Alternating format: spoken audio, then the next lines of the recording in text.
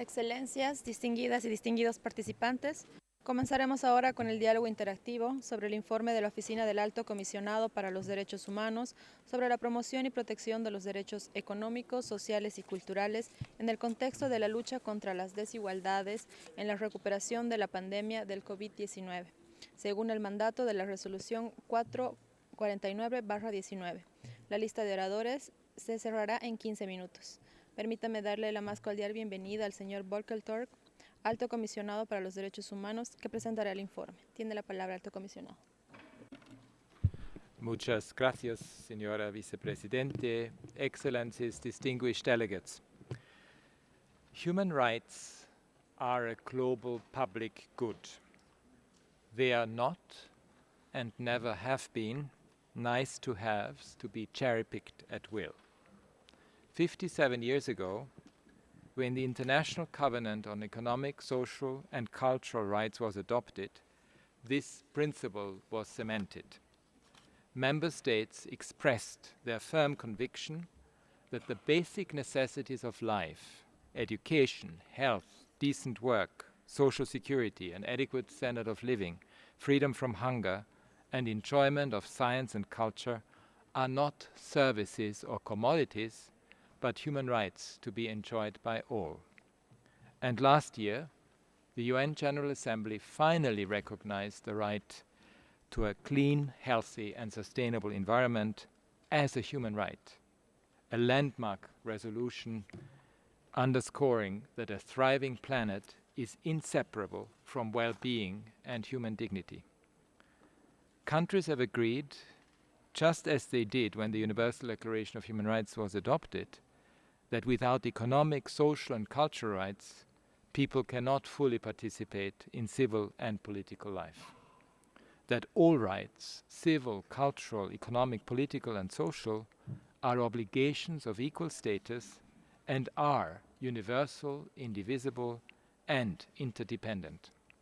And that having one without the other fractures and divides.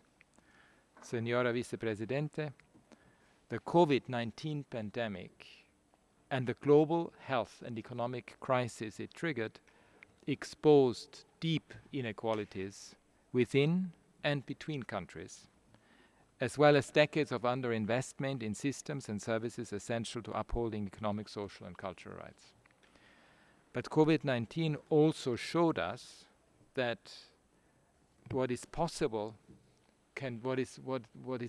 when states can actually invest in these systems, and it resoundingly demonstrated how essential these investments are. Governments around the world poured billions into social security schemes, including universal basic income, ensuring a lifeline for people who lost their jobs or could not work. They prohibited utilities disconnections, they prevented evictions for people unable to afford bills, and functioning health care and education systems became national and global priorities. Madam Vice President, it should not take a global health emergency for us all to realize the importance of economic, social, and cultural rights. Yet, instead of learning from the pandemic, in too many contexts, these rights are still seen as optional extras or aspirations, not as binding obligations, and they are not seen as a roadmap for a better future. The promise of the International Covenant on Economic, Social, and Cultural Rights remains illusory for billions of people. Globally, public spending on economic, social, and cultural rights is woefully insufficient.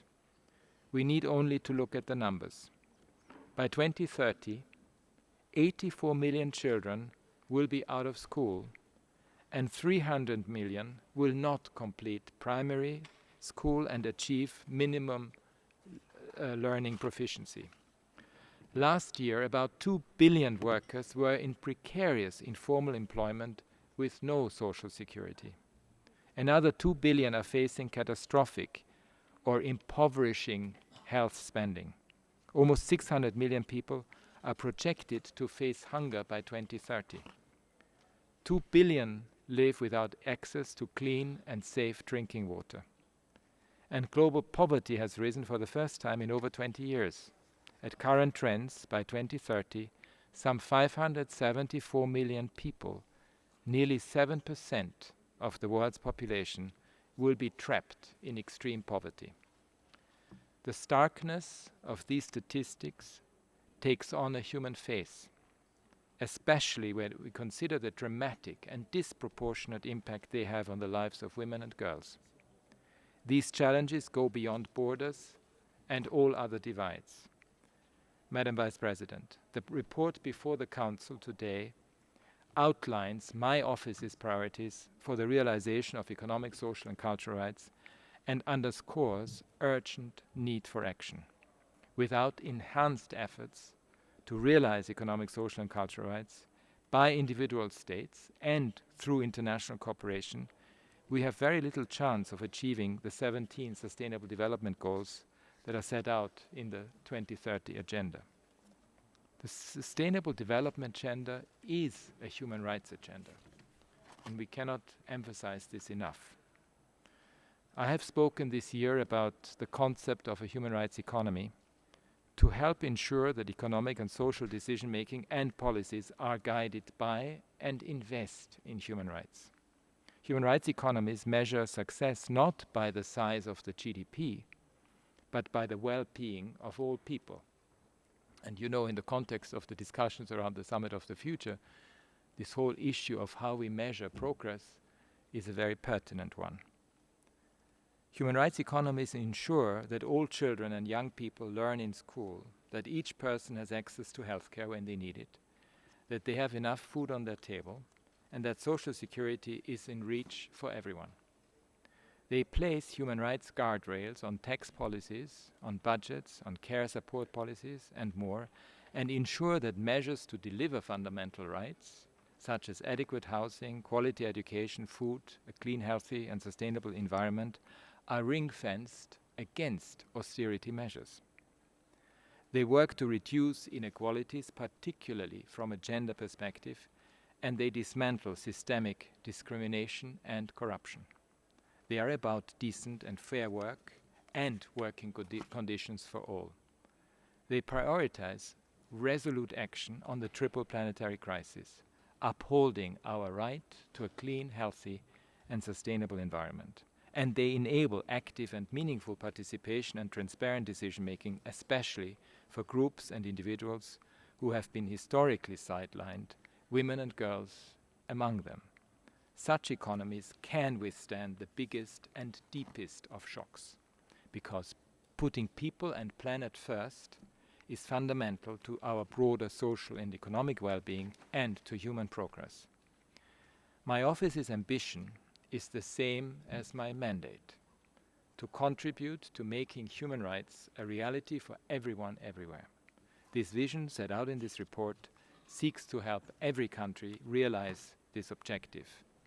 And our approach will be driven by engagement in 5 key areas. First, we will support states to meet their economic, social and cultural rights obligations, including through macroeconomic and fiscal policies that are consistent with the obligations to make use of maximum available resources.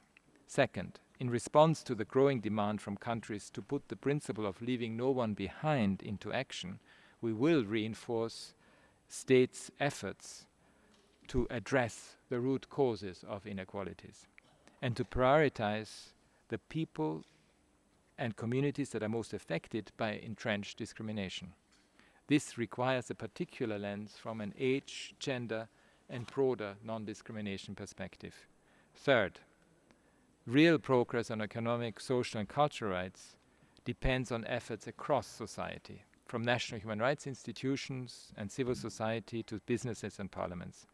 By strengthening the active and meaningful participation of all in policy and decision-making, countries can make gains in development, peace and security, and they can build social cohesion and trust.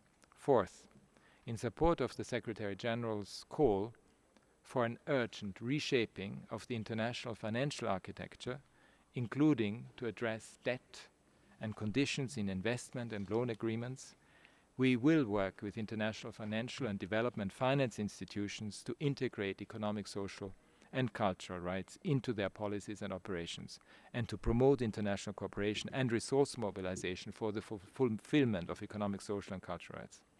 And finally, we will help states harness the power of data to increase understanding, address gaps, and develop targeted, inclusive, and effective socio-economic policies based on evidence. Madam Vice President, to address inequalities and realize economic and social and cultural rights, there is much more that my office can and should do. And as the global challenges increase, so too do the calls from states for our support. But to implement this vision and to scale up our work, we do need more resources. That's absolutely clear.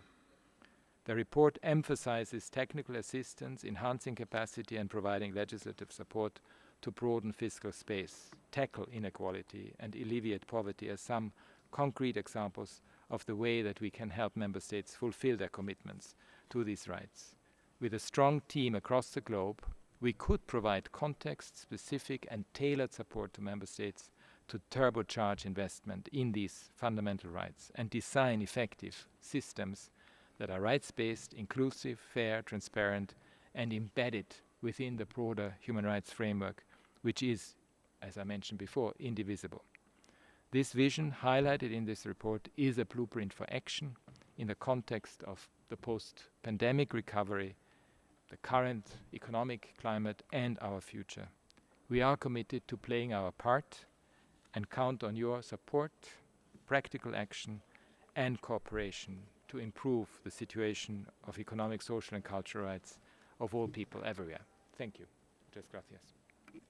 Human rights. You have touched upon the fact that we need, as men, please, speaking on behalf of a group of countries. And for this report. The global increase in extreme poverty following the work of the OHCHR needs to be ensured without question. The universality of human rights. Mr. High Commissioner, how are individual... This excellent report, which clearly underlines that the global rise of economic and social inequalities